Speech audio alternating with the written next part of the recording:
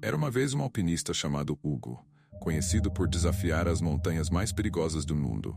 Ele sempre acreditava que a verdadeira grandeza estava nas alturas, onde o céu encontrava as rochas, e o silêncio era interrompido apenas pelo vento frio e o som de seus passos cuidadosos na neve. Certa vez, Hugo decidiu enfrentar um dos desafios mais perigosos de sua vida: escalar o Monte Drácar, uma montanha cercada de lendas sobre desaparecimentos misteriosos e criaturas sombrias que habitavam as florestas ao redor. Diziam que nenhum homem havia retornado para contar suas aventuras depois de se perder nos caminhos traiçoeiros da montanha. Hugo, no entanto, não temia lendas. Ele partiu ao amanhecer, com o coração cheio de adrenalina e a mente focada em alcançar o cume. Durante dias, subiu em costas íngremes, enfrentou tempestades de neve e avançou por penhascos cobertos de gelo. O ar rarefeito começava a pesar, mas ele se mantinha firme, determinado. Até que, numa noite em que o frio parecia devorar sua esperança, Hugo se viu perdido.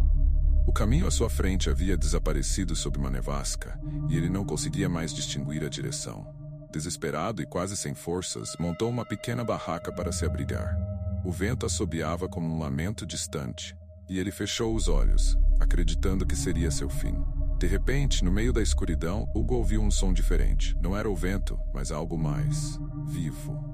Quando abriu os olhos, viu, à luz fraca da lua, a figura de um grande lobo prateado parado a poucos metros de distância, seus olhos brilhando como brasas no escuro. O lobo não parecia hostil, mas observava Hugo com uma sabedoria antiga, como se entendesse sua situação. Sem saber o que esperar, Hugo ficou parado, o coração acelerado. O lobo deu alguns passos, parando e olhando para trás, como se estivesse esperando que Hugo seguisse. Sem muita escolha, e talvez guiado por uma intuição profunda, Hugo desfez seu acampamento e seguiu o lobo. Juntos, atravessaram as sombras da noite, e o animal parecia conhecer cada caminho oculto, cada curva traiçoeira.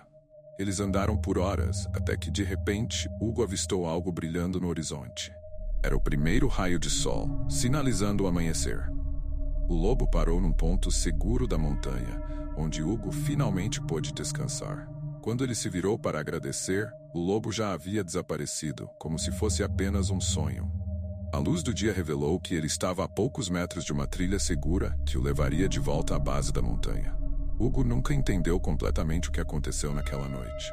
Talvez fosse o espírito da montanha, ou talvez o lobo fosse um guardião ancestral, protegendo aqueles que se perdiam nas alturas.